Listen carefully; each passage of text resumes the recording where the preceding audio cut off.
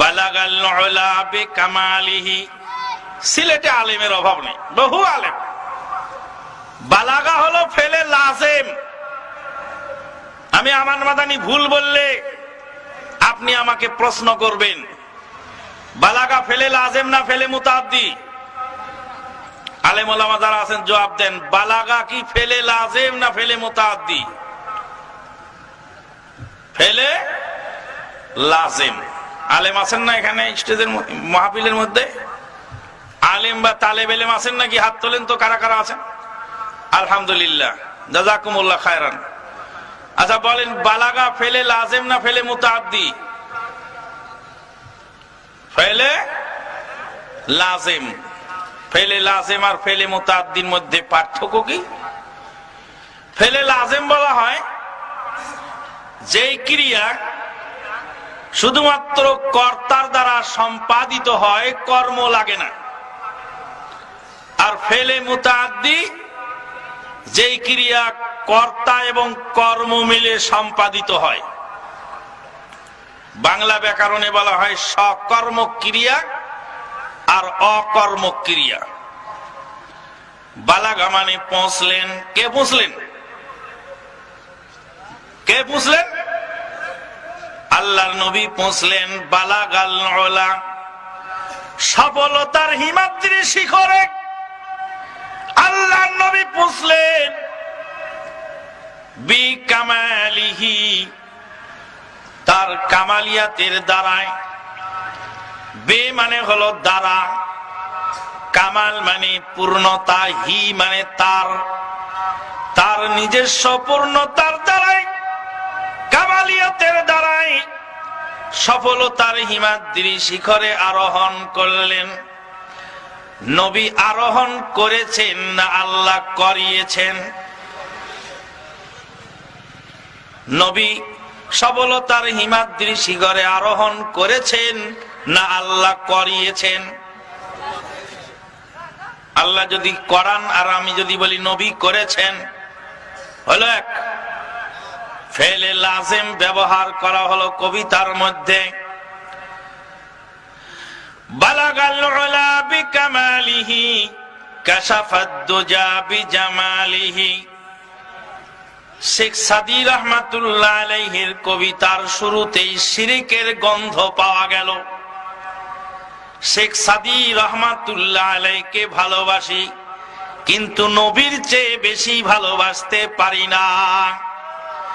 শেখ সাদী রাহমাতুল্লাহ আলাইহি জ্ঞানী মানুষ, কিন্তু তার জ্ঞানটা নির্ভুল নয়, ভুলের ঊর্ধ্বে তিনি নন। শেখ সাদী রাহমাতুল্লাহ আলাইহি মোহাব্বতের পাত্র, কিন্তু পুরাপুরি বিনা বাক্যে তার সব কথা মানার যোগ্য নয়। শেখ সাদী রাহমাতুল্লাহ আলাইহির কবিতার শুরুতে পাওয়া গেল শিরিক, শিরিকের গন্ধ পাওয়া গেল। এরপরে তিনি কবিতা শেষ করলেন কাশাফাদ দুজা বিজামালিহি হাসুনাত জামিউ খিসালিহি। কবিতা শেষ হয়ে চলল, কবিতার মধ্যে কোন দরুদের নাম গন্ধ নাই।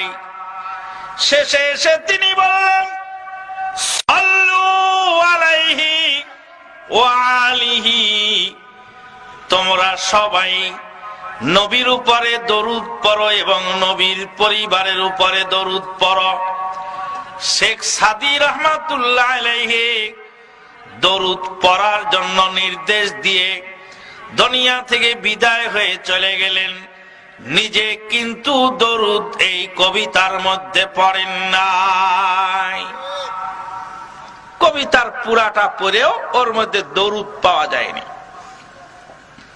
তিনি বললেন সাল্লু আলাইহি ওয়া আলিহি, তোমরা সবাই নবীর উপরে এবং নবীর পরিবারের উপরে দরুদ পড়ো। 30,000 টাকা দিয়ে বক্তা দাওয়াত করে আনলাম। বক্তা সাহেব বললেন সাল্লু আলাইহি ওয়া আলিহি। বক্তা সাহেব যা বললেন তার মানে হলো তোমরা সবাই নবীর উপরে এবং তার পরিবারের উপরে দরুদ পড়ো। শেখ সাদী পড়তে বলে মারা গেলেন। এবার আমরাও বক্তা সাহেব জনগণকে পড়তে বললেন, জনগণ বক্তার সাথে বললেন সাল্লু আলাইহি ওয়া আলিহি। ও বক্তা সাহেব, 30,000 টাকা আপনি খেয়েছেন, আপনিই পড়ুন, আমরা না হয় নাই পড়লাম। দরুদটা পড়বে কে? দরুদ পড়বে কে? শেখ সাদী রহমাতুল্লাহ আলাইহি বললেন সল্লু, তোমরা পড়ো। বক্তা সাহেব বললেন সল্লু, তোমরা পড়ো। শ্রোতা সাহেবরা বললেন সল্লু, তোমরাই পড়ো। একে অপরকে তো খালি পড়তেই বললাম, দরুদটা পড়বে কে? কি বুঝা গেল? দরুদ কেউ পড়েনি। যত লোক কবিতা পড়ছে তত লোক কবিতার মধ্যে একে অপরকে শুধু আহ্বান জানায় গেছে, কিন্তু কেউ পড়ে নাই, কেউ পড়ে নাই। আল্লাহু আকবার। সুতরাং রহমত আসবে কোত্থেকে? রহমত আসার পথ আমরা বন্ধ করে দিয়েছি। আপনারা কি আমার কথা বুঝতে পারতেছেন? রাগ হয়ে যাচ্ছেন না তো? আবার লাঠি ফেন্দা নিয়ে আসলে তো আবার বিপদ। চলবে কথা কিছু খানিকটা। আপনি যেটা জানেন ওটা তো আমি বলতে আসিনি। আপনি যে ধর্মের নামে কি করছেন আর কত বড় সর্বনাশ হচ্ছে, আল্লাহ এবং রসুলকে ধর্মের নামে কিভাবে অপমান করা হচ্ছে, সেই জিনিসগুলি আমি একটু বলে দেওয়ার জন্য এসেছি। যদি রেগে যান তাহলে বলা যাবে না, আর যদি মনে করেন যে না একটু বলেন, আমরা একটু বুঝার চেষ্টা করি, তাহলে বলা যেতে পারে। Is there any reward for saying Balagalula bi kamalihi kashafat duja bi zamalihi? What is this? এই একটা গুরুত্বপূর্ণ প্রশ্ন করেছেন।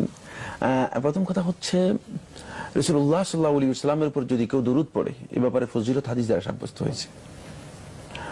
সেটা হচ্ছে রাসূলুল্লাহ সাল্লাল্লাহু আলাইহি ওয়াসাল্লাম বলেছেন, মান সাল্লা আলাইয়া মাররাতান ওয়াহিদা সাল্লাল্লাহু আলাইহি বিহা আশরা। যে আমার উপর একবার দরুদ পড়লো, আল্লাহ রাব্বুল আলামিন তার উপর 10টি রহমত দেবেন, তাকে 10টি রহমত দেবেন আল্লাহ রাব্বুল আলামিন সাল্লাল্লাহু আলাইহি বিহা আশরা। যে আল্লাহ রাব্বুল আলামিন তার উপর এর মাধ্যমে 10টি রহমত দিয়ে থাকেন। তাহলে এই হাদিস থেকে একেবারে স্পষ্ট বোঝা যাচ্ছে, যদি দরুদ গুলো রাসূলুল্লাহ সাল্লাল্লাহু আলাইহি ওয়াসাল্লামের উপর কেউ পড়ে, তাহলে তিনি অবশ্যই ফজিলত পাবেন, সওয়াব পাবেন, কোনো সন্দেহ নেই। এবং দরুদের সওয়াবটুকু একেবারে স্পষ্ট। কিন্তু এই যে বালাগাল উলা বিকামালিহি কাশাফাত দুজা বিজামালিহি, এই যে কবিতার ছন্দ, এটা মূলত কবিতা। এই ধরনের কবিতার মাধ্যমে রাসূলুল্লাহ সাল্লাল্লাহু আলাইহি ওয়াসাল্লাম যদি কেউ প্রশংসা করেন, মানে প্রশংসা করলে রাসূলুল্লাহ সাল্লাল্লাহু আলাইহি ওয়াসাল্লামের প্রশংসার মধ্যে যদি কোনো ধরনের শিরক না থাকে, দ্বিতীয় হচ্ছে কোনো ধরনের গুলু, এটাকে আরবিতে বলা হয় গুলু, বাংলায় বলা হয় অতিরঞ্জন, বাড়াবাড়ি। যেটা বাড়াবাড়ি যদি না থাকে, কোন ধরনের শিরক না থাকে, কোন ধরনের বাড়াবাড়ি না থাকে, এবং তৃতীয় নম্বর হচ্ছে রাসূল সাল্লাল্লাহু আলাইহি ওয়াসাল্লামের প্রশংসা মানে এমন পর্যায়ের প্রশংসা যে প্রশংসা করতে রাসূলুল্লাহ সাল্লাল্লাহু আলাইহি ওয়াসাল্লাম নিষেধ করেছেন, এমন কিছু যদি না হয়, এই তিনটি শর্তে যদি কোনো ব্যক্তি প্রশংসা করে, সেটা কবিতার মাধ্যমে হতে পারে, সেটা গানের মাধ্যমে হতে পারে, তিনি অবশ্যই সওয়াব পাবেন।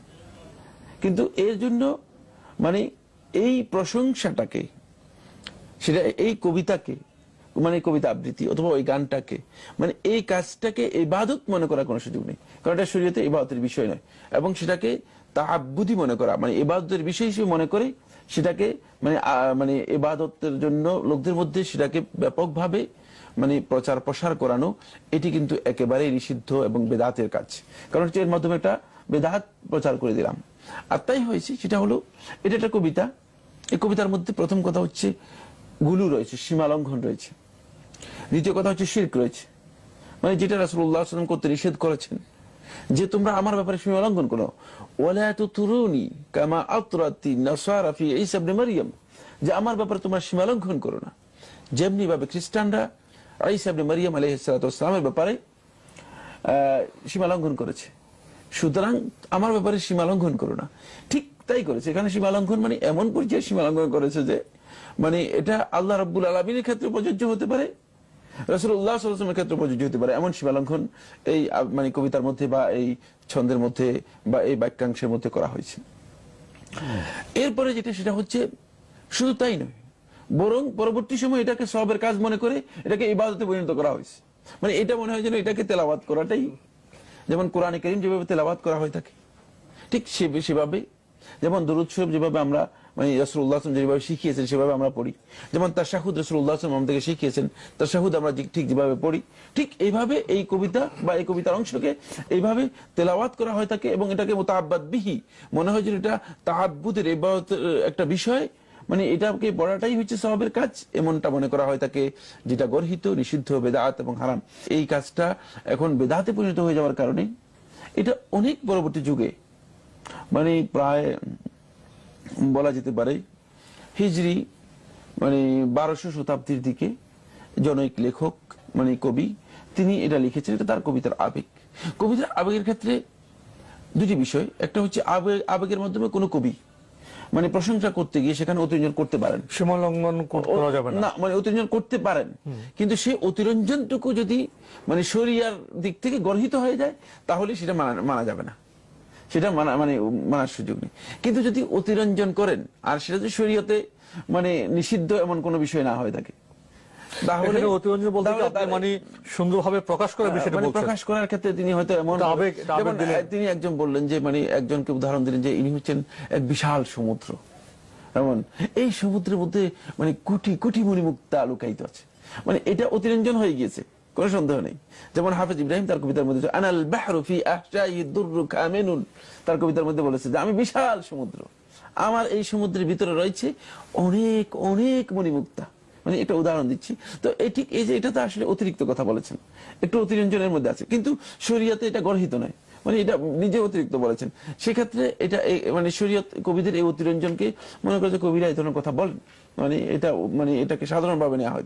কিন্তু অতিরঞ্জন এমন পর্যায়ে চলে যায় যে স্টেজ অতিক্রম করা যায়, যেমন মানুষকে আল্লাহর স্টেজে নিয়ে গেল, খালেককে মাখলুককে খালেকের স্টেজে নিয়ে গেল।